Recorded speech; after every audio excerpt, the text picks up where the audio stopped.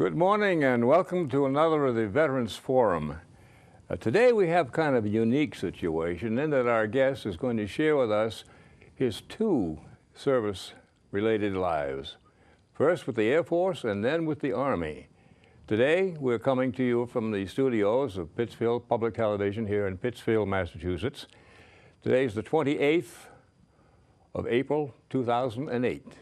Our guest today is Jim Popalis, and I now welcome you and welcome him. Jim, let us have your full name, if you will, and spell your last name so we get it for the record. My last name is Popalis. It's P-O-P-A-L-I-S. First name James Joseph. James Joseph, okay, and I got it wrong the first time. That's all okay. Right. That's okay. Now, what I'd like to do is, where there are two separate entities, if you will, why don't we just build a history of where were you born, when were you born, and then as you grew up, which service did you enter, where and when, and then we'll segue into the second group. Is that acceptable? Oh, that's very acceptable. Okay. You got to take it by piecemeal on that. It's yours to do with as you will. Where and when were you born, and how was life starting out for you? I was born in Tampa, Florida in 1947. As a child, let's see, my mother and father were separated early in my life, and we had a fairly, what you might call a rough life starting up. The fact of the matter is, it was during those rough times are some of the best times I ever had in my life. Okay, usually it works that way. And yes, because it develops your imagination, everything. It was very nice. I went to school up to the 8th grade. And first, let me mention my mother. My mother's name is Marion, and I have two sons, Ryan and Kyle. Ryan, 24. Kyle is 20, soon to be 21. And my daughter, Tiffany, is 34 years old.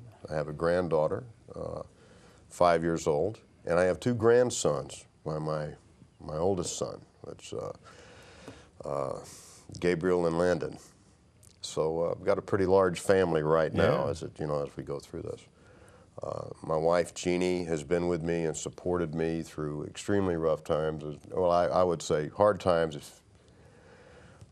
Without her, nothing would have been possible. I think she went through the military with me, and in fact, she got a medal. She actually got an award for putting up with me for as long as she did. Oh yeah, she survived right along with me. Well, how about schooling?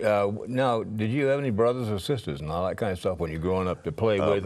My brother Albert is 2 years older than I am. We were both drafted back in 1966. My brother joined the National Guard, and I'll get into that in a moment with myself. But I had my brother I grew up with, and I have my stepfather, Ed Charles, was a Navy chief. Retired 26 some odd years. My father was retired Army Air Corps, retired Air Force actually, but he was Army Air Corps. And throughout my family and the history of my family, it's always been military. Good. And we've been very proud to serve. My oldest son is in the Army, and he is soon to go in as a combat medic and in these hard times. And I'm proud of him. Very proud of him. He's one of those that said he would never join the military. And I got the phone call, and he says, "Dad, I'm in the Army." What can I say? Love him to pieces. My youngest son, Kyle, is pursuing college and education. He wants to further his education.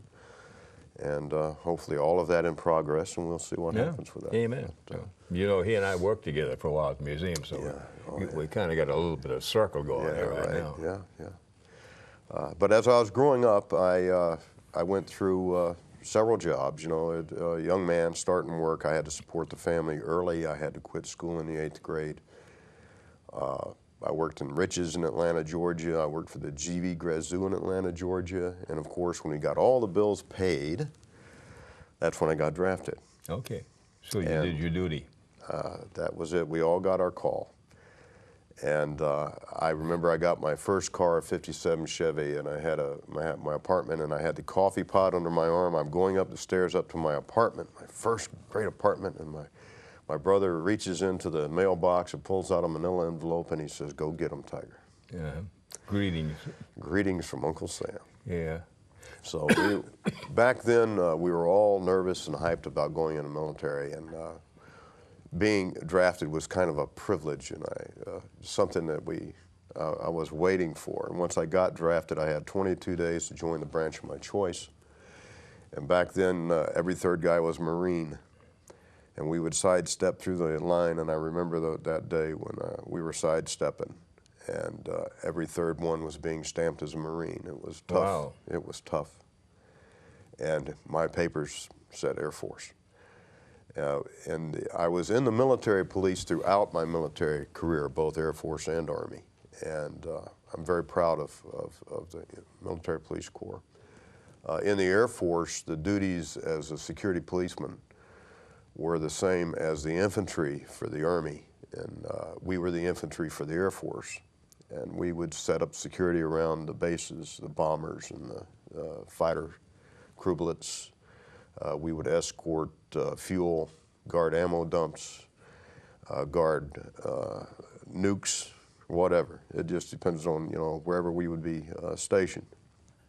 But we were combat oriented, and that was pretty much the MOS. So you did have other areas, and throughout my military career, I served in law enforcement, military police investigations, and combat MPs at Fort Drum, 10th Mountain Division. Yeah, I want to get into that one. We get later, into that, yeah. yes. Now, let's set some dates so we can get something here.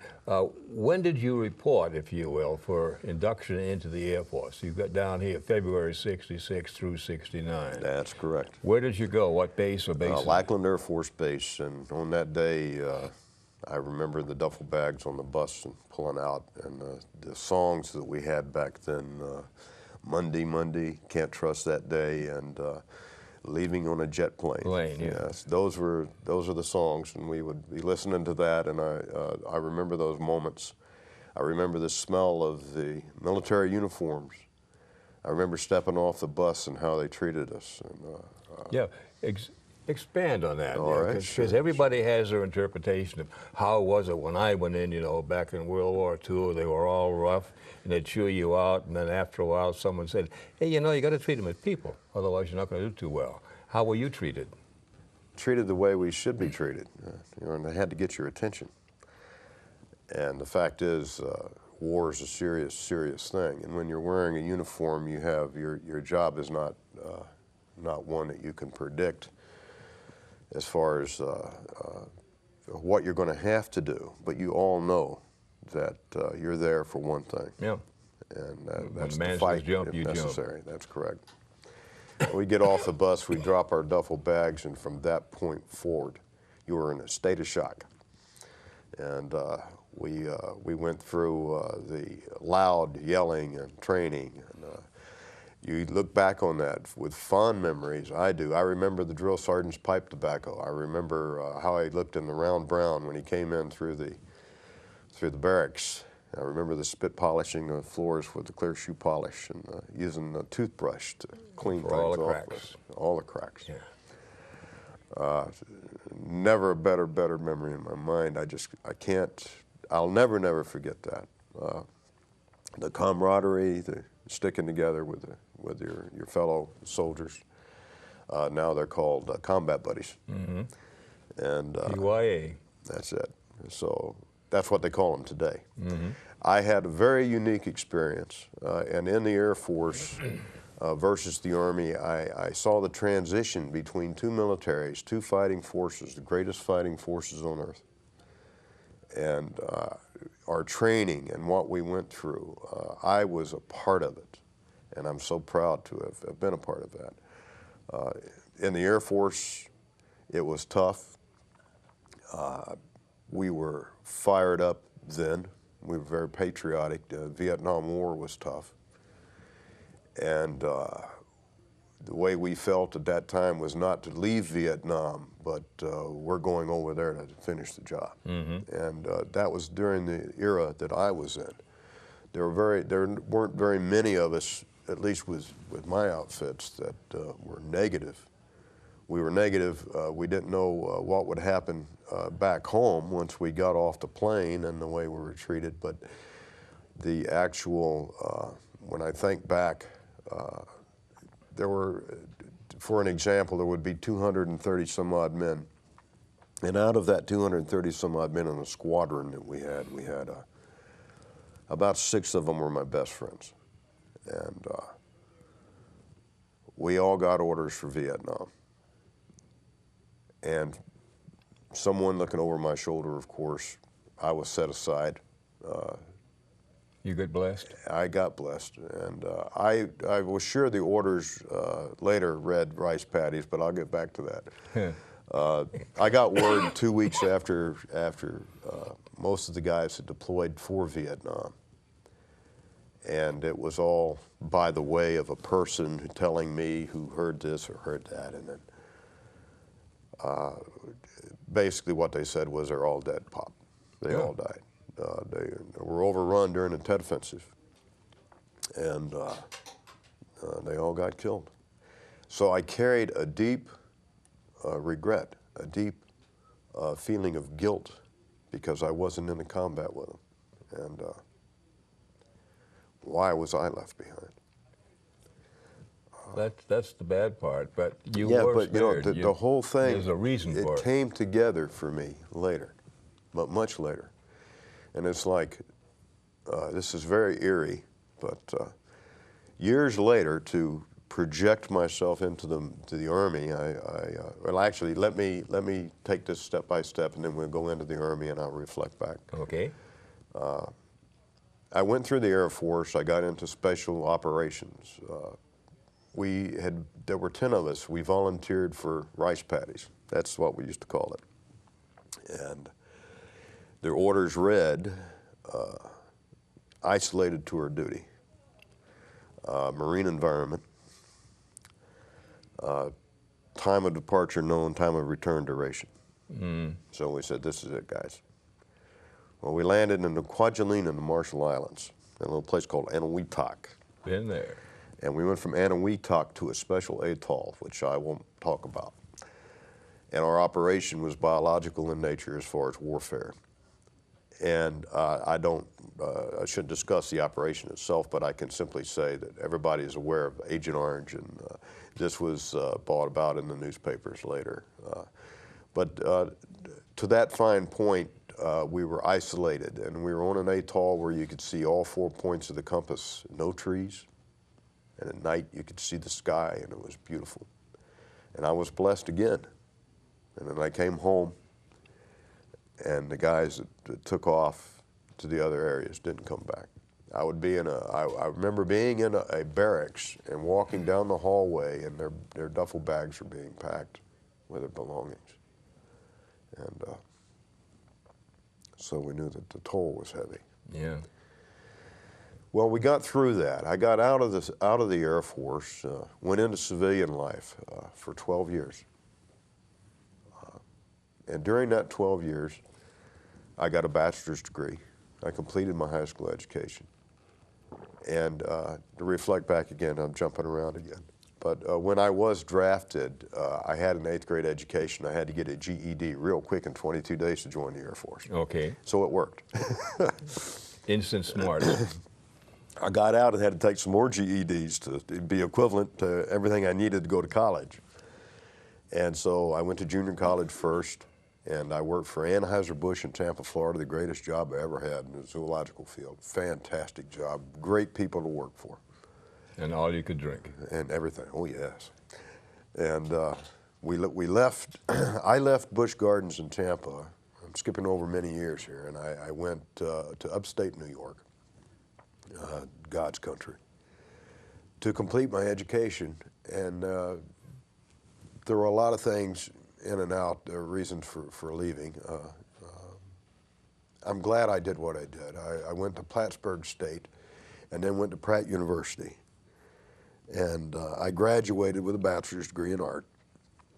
And that's always been something I've been fond of. And times started to get a little rough. I met my wife. We were together for 2 years. And she had an automobile accident, and long story short, we had 4 jobs between us. Jobs were tough, and she was bedridden, and it was a tough thing for me to kneel down beside the bed and say, "Darling, I just joined the Army." Oh, that went over big. Oh yes, it sure did. Oh yeah. But you had to support a family. You had to do what you had to do, and it was tough. Re-enlisting to go back in, something I would never think of doing. And I was going to be a soldier this time. I was going to be in the Army. Okay, now when you went back in, did you get any, if you will, recognition for prior service and that thing called the Air Force as far as rate, rank, and benefits? I went in as a PFC, private first class, and a specialist as soon as I got out of boot. And I was running around with acting Jack Sergeant stripes, first day on the job, so to speak. And so it was, going back into the uniform was the same as it was in the 60s. The smell of the uniform, everything was the same. The same hustle and bustle? I was back home. Did it feel good or just different? Oh, it's hard to describe. I did not know that I wanted to go back inside, but I missed it. And where'd you report to duty then? Let's see. Camp? Golly, we got out of Albany. Boston Spa would have probably been the area where Boston Spa, New York, is where the recruiter, enlistment, and so forth. And let's see, golly, what was my first post? You know, I can't remember. The Chinook Air Force Base was one of the Army posts I went for training for weather and still photography. Oh. And odd thing to say, but what had happened was they gave my job of weatherman to the Air Force. And here I am in the Army, and I had a choice. I could take that MOS and go back in the Air Force or stay in the Army, and I stayed in the Army. Oh. And so what happened was, because they gave that MOS up, they looked back at my prior experience and they said, let's make him an MP. Yeah, make him a gumshoe, huh?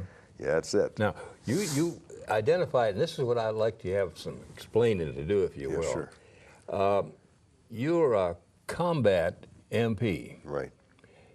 Can you break that down a little pieces? The number one, what is it? What kind of special training did it give you? And what did it help you do as far as your career? Well, the word combat MP is a general term, actually, and so, I mean, it applies to every MP in the service, really. But the actual training that we went through in the 511th MP Company at 10th Mountain Division, Fort Drum, New York, we were deployable at a moment's notice. And that's what makes the difference, right? Okay. And we were ready to deploy. We had our areas of training and expertise, jungle and warfare and that sort of thing. So we went to South America quite a bit, and which that's a preempt to what's actually coming up, which was Just Cause in Panama.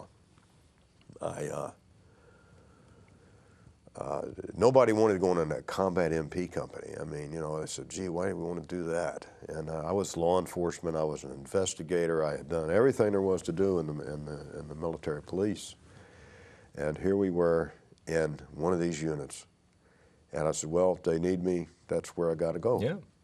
And it worked out. It was, it's rough with a family life. And I pulled 6 years in Germany, and I worked security sites and law enforcement. I was a station commander, law enforcement, Wurzburg MP station in Germany. But in Fort Drum for 5 years, I was stationed there to back and forth deployment. And for Honduras and for Panama. When we went into Panama, we heard word of what was going on. We had Noriega and his gang. Noriega was getting ready to declare war on the United States, and which he actually did declare war on the United States. A lot of people aren't aware of that. And there was a lot of looting and a lot of gang-type terrorist activities starting to progressively get worse in Panama. And we started to receive all types of messages about Cuba supplying troops to Panama. and that this was one of the rumors, and that they would be in jungle warfare, and there would be about 20,000 of them waiting on us in the jungle. And we were concerned about that. It would get your attention. It did, got my attention very much. In fact, I was more hyped or peaked on the stuff hitting the fan probably than most of them that I was with. But because they're young, you know, and they've never well, you'd had into it. prior experience and exposure. And when I went into this, I think one of the toughest things, you know, you go into an area, October the 15th, we landed in October in Panama, and then on December the 19th at 001 hours, we kicked off the war with Noriega, and we invaded. Now, before the invasion, we had already had troops around the airports and around areas where we were getting ready to attack. Perimeter guard and that, yeah. That's correct. And they were preparing to take us. So during this entire time, we could see them stockpiling weapons, getting stuff. We said, this is just really getting serious. And we were calling each other names and using sign language back and forth. And pointing our weapons at each other. They would point at us, and we'd point at them and say, okay, you know. Just right on the borderline? Right on the... We were mixed because as military police, our patrolmen, we had a Panamanian Defense Force person with us before H-hour. Oh. So they were the enemy. So he was embedded with you then? So when it came down to declaring war, they had to drop their web belt, and we had to cuff them. It doesn't make sense. Yeah. Well, that was just one of those things, you know, where you were in between a thin line, and you had to maintain. It's kind of like Rambo. They had to draw first blood, you know. So it's one of those things. Don't shoot till shot at. And that was the issue. Of course, they were doing that. We had a lot of sporadic fighting and incidents, which would be hard to designate as, you know, starting a war. Yeah. There were roll-by shootings and things of that nature, and we had fatalities during that time. But when they just before H-hour, it really gets to you. You start to. I started to tighten up. I was spitting cotton. I could hear a mortar round here and there, machine gun fire, and we knew it was coming. And I went into my room just prior and got the picture of my wife and my family, and I prayed. And the minister called us for the last meeting, and we were given a rosary. And we said our prayers. And it was the hardest thing, I guess, because in a sense I was saying goodbye. I felt like this is it. Yeah, the kiss. Yeah, because I may not be coming back on this one. And then it started to heat up. I could see people wanting to curl up in the fetal position, and no place to go. There's no place to run. You know, the war's here. And the rounds are going off, and we had war paint on. It's camouflage, and you would do your faces up and go guns up. We put our machine guns up and lined our men up in formation, and we would go by checking their ammo pouches and their first aid gear and making sure they had their water and everything. And made sure everybody had a pack of cigarettes. And because we knew we were moving out, this was it. And so it was hooah all the way. We rolled out into the night. Now, were you a squad leader at the time? Yes, I was. I was a squad leader in combat at this time. Okay. And we went into numerous positions. You know, we would move every 24 hours to 3 days. We would just up and move and go to another mission. I went on 30-some-odd missions. And of those 30-some-odd missions, every single one of them was taken very seriously because you thought on each one, this could be it. And the sniper flyer here and there. And one of them was a major deal that I got into was we were outside a refugee camp in Panama, and a mortar round came in, and I was making an apprehension of one of Noriega's top 10 lists at the time. And we threw him to the ground. We had him handcuffs, and the mortar round went off and practically blew us off our feet. And the adrenaline started, and a machine gun opened up on us. Ooh. And then we knew that this is the real stuff. Before any of this, I could remember tasting blood, spitting cotton, and getting sick at my stomach before we moved out. When this actually hit, and I saw the brick come apart on one of the walls, that was a bullet that had hit one of the walls that was near me on one of the structures. And I'm thinking, this is real stuff. And I got up, and like bees to honey, everybody started going toward the machine gun fire. Everybody wanted to get into the fight. And a bullet had come like in slow motion right past me, just like this. And I could feel it right past my ear. And this overwhelming feeling came over me. And I was saying the Lord's Prayer and walking toward the fight. And this old man yelled at me, old bird colonel, white hair. He says, "Hey, old man." Yeah, you were what, 24, 25? Yeah. He says, "You've got to get your head down and come over here before you get it shot off." I said, "Oh, yes, sir." So I walk over. He says, "You got a cigarette?" I said, "Sure." He reached in my pocket, gave him a cigarette. Bullets flying around. And out on the field, just beside us, men were going down in the fire. And he was yelling on a loudspeaker to these men, "Don't run to the war, gentlemen. The war will come to you." And everybody's yelling orders. I'm trying to coordinate and get my squad together. At this point, finally, you know, you're coming to your senses. And there's a medic out on the field drawing these men off that have been shot. He was shot 3 times. He was given the Silver Star, 3 Purple Hearts. That soldier, years later, after all this, came to my house with my daughter, and he's my son-in-law. Makes a small world, huh? A real small world. And while I was in Germany after Just Cause, there was a man on the flight line. He was a major, and he came up to me. He hit me on the shoulder, and I went up against the fence, and I grabbed my 16, and I turned around at port, and I said, he says, "You don't recognize me, do you, Sergeant Pop?" I said, "No, sir, I don't."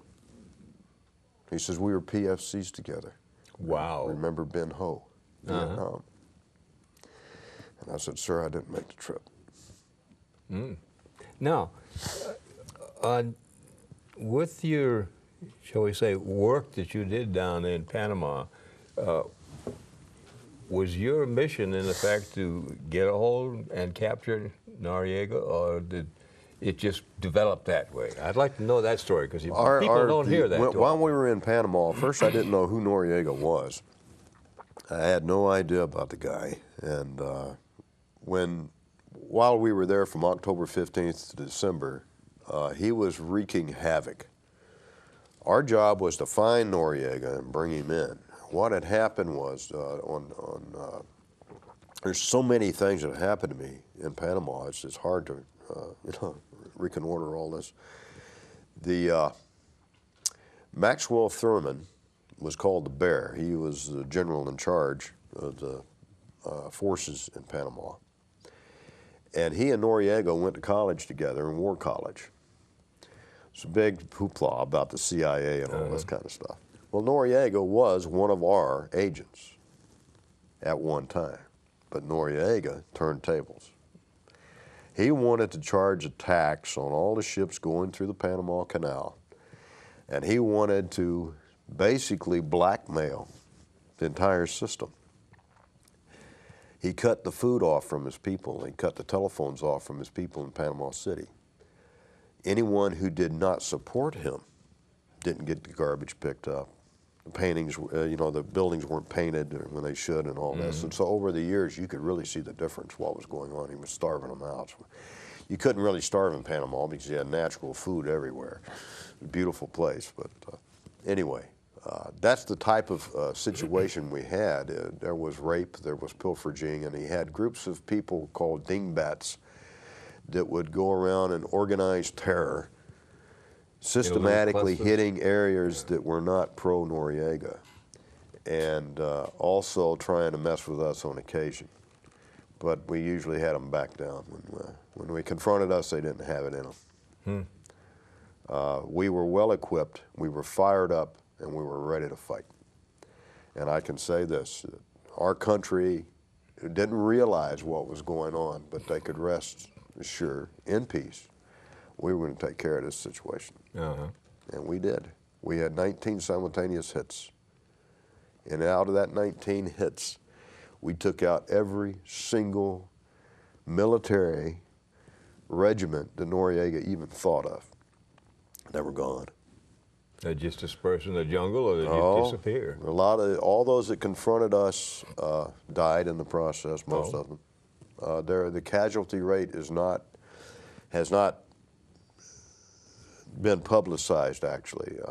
And there's a reason for that. In Panama, at 9 years old, a girl could be married. In Panama, there were no birth certificates on everybody. The majority of these people didn't have birth certificates. So they never born.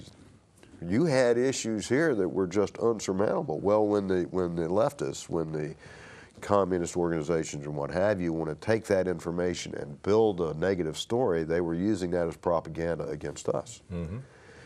And the truth is always murky because of propaganda.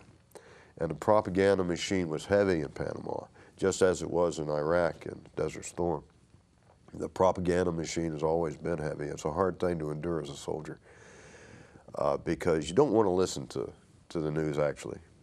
You know, your job's not to listen to the news. You're going to get there and do your job. From what you read, some of the stuff today, that some of the news is so massaged and spun that if they hadn't said anything, it would be an improvement. Oh, yes. You know, just keep feeding them the stuff. Right.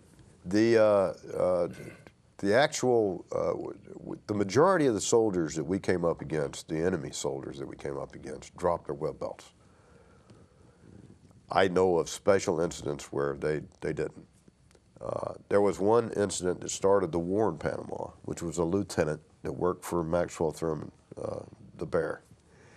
And he was from Panama, but he was American. And he spoke fluent Spanish. And he was Maxwell Thurman's right-hand man. And this lieutenant was in a car with a captain, passing through a roadblock. And they had words. They shot into the car after they sped off, long story short. And one of the bullets went through the lieutenant's kidney, which ended in his death, passed through him into the front seat, into the ankle of the driver of the vehicle, which was a captain, American captain. And right there you had your cause. And we knew it would happen eventually regardless.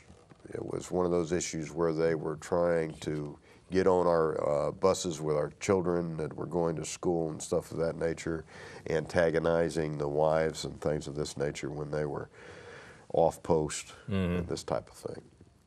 So there were a lot of reports that were made of that, but nothing would be publicized in that nature, of course. And we could sense it when it was building up. So when the thing went full cap, when we had the invasion of Panama, we 3 days of heavy fighting, really toe-to-toe with what we had. Block by block by block. Right. Well, everything was simultaneous. Oh, okay. We had enough MPs to, and you see the difference in Panama and Desert Storm was that we had law enforcement, and we declared martial law in war. And in martial law, you had order, you had discipline. They knew they had to follow the rules or else it'd be too much. There was an incident in the presidential palace where we were guarding the newly elected president of Panama. And my 60 position was right on an avenue of approach. And a man in a cab came in to this 60 position, and just prior to this, we drew straws, and I had to take a dignitary to a special location, which ended up being the president of Panama. Oh. And at any rate, my squad was pulled out. As I was driving off, this taxi pulls up carrying a .38.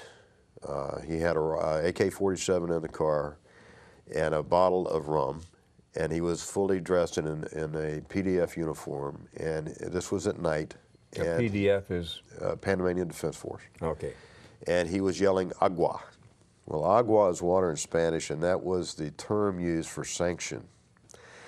But because of the noise, one of the Marines saw the car come up, did what was natural. He saw it as a break, and he fired. Well, that's a .50 caliber machine gun he fired. Everybody followed suit. So long story short, we ended up, the tires were popped on the car and everything else by the time everybody stopped shooting, and then they pulled the children out of the car. They were underneath a blanket in the back seat. He was trying to get his kids to safety. But you see, that's a war incident that nobody was at fault. That was because it was a war. Yeah. And these things happen. There's friendly to friendly fire. When I went to one of the dignitaries, I bedded my squad down for the night, and we got hit again. A sniper lured two of our squads into a fire-to-fire episode. And we had heavy casualties because we had heavy equipment, and we fired at each other with everything we had. Saws, everything. Just, it was terrible. Blew the blazes out of it. Blew the blazes out of each other. Yeah. And then what we had was an Apache came up, recognized our sign, which we had, that recognized friendly to friendly fire. The unfortunate thing was one of the squad members was firing green tracers. We have red tracers. Uh-oh.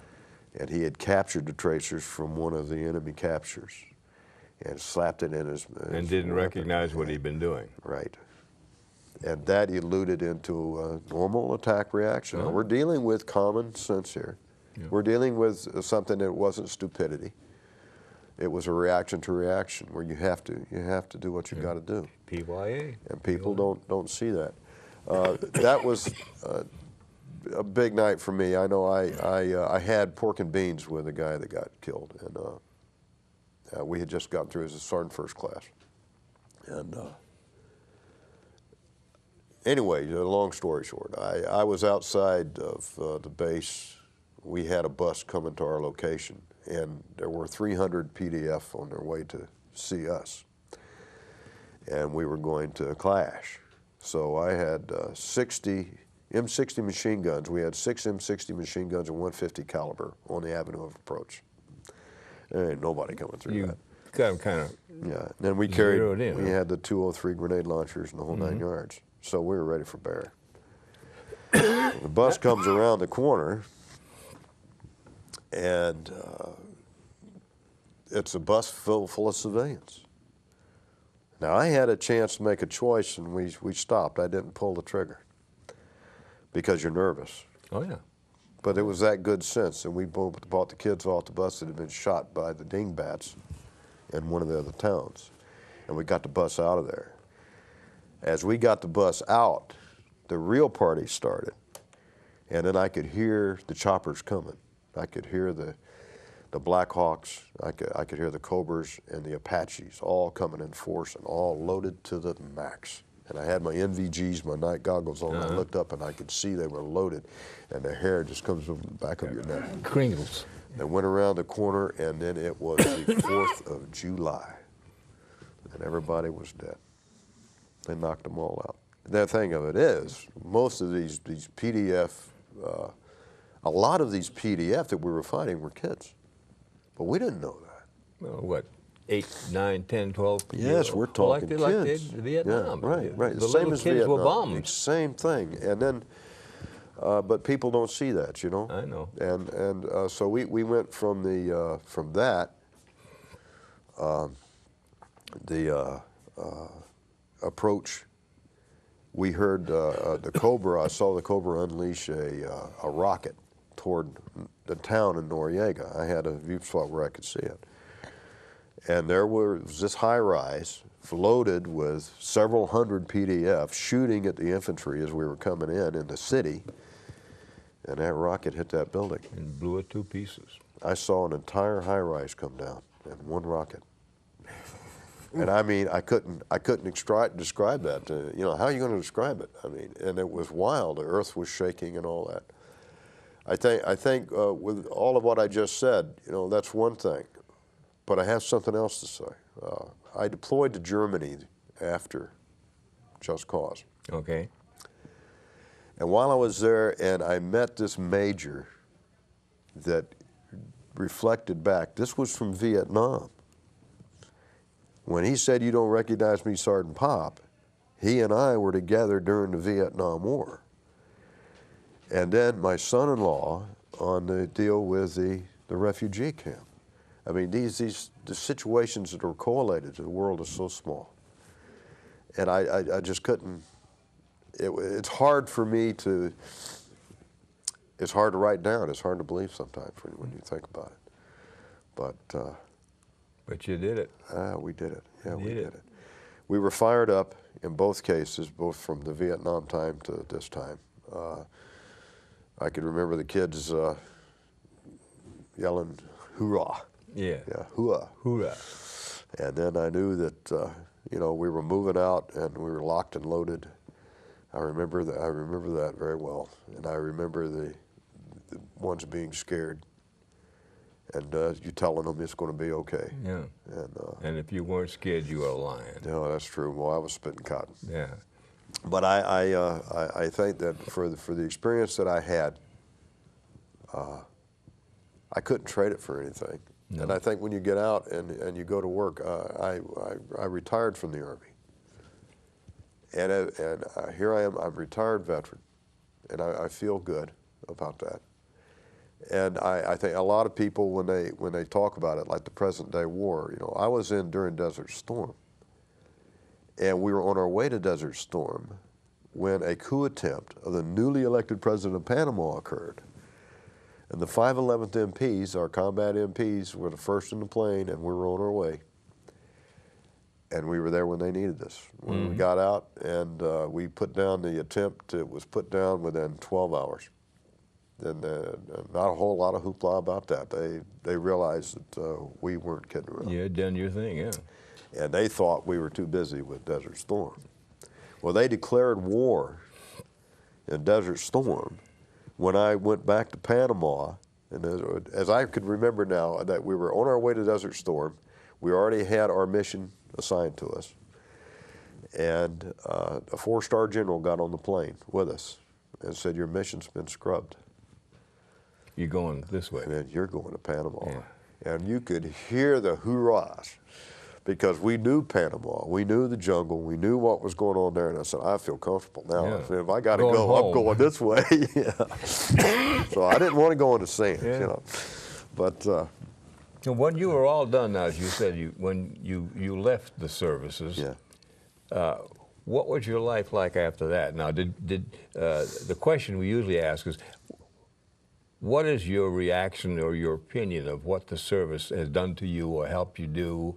Was it positive or negative, good or bad? I don't know. Personally, I'm proud of what I did. I can say there were a lot of bad times. I know. There were a lot of terribly bad times. A lot of confusion, a lot of chaos, and a lot of issues. But I don't reflect on that. I can remember the good times and remember the... Get rid of the junk. There are times under stress. Yeah. And I had to, what they call post-traumatic stress, which was a syndrome that started to come in with me. And talking about it helps.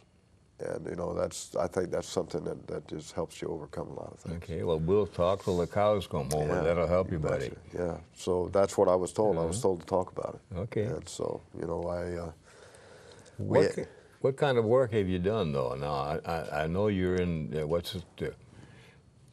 custodial corrections, or whatever the proper term is.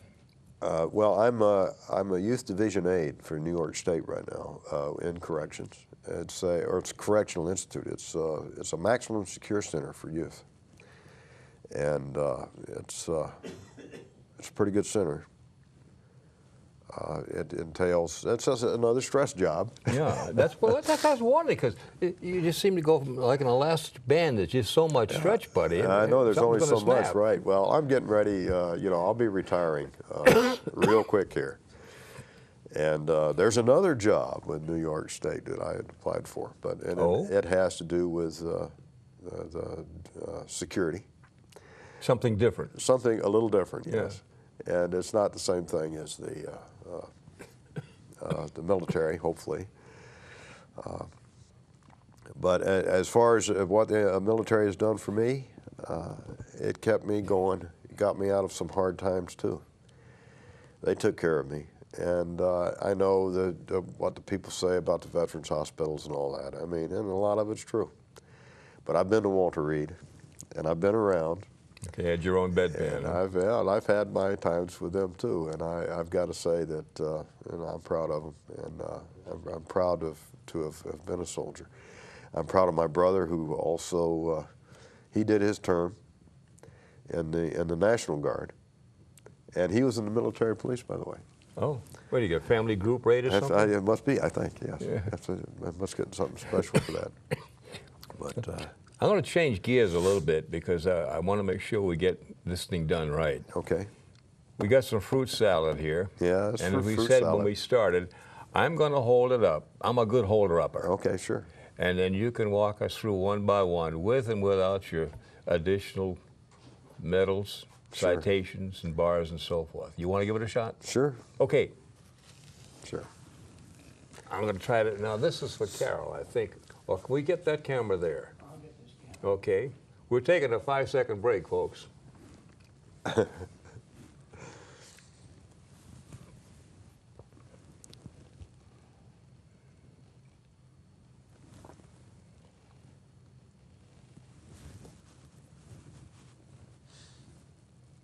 Can you zoom in real tight on it?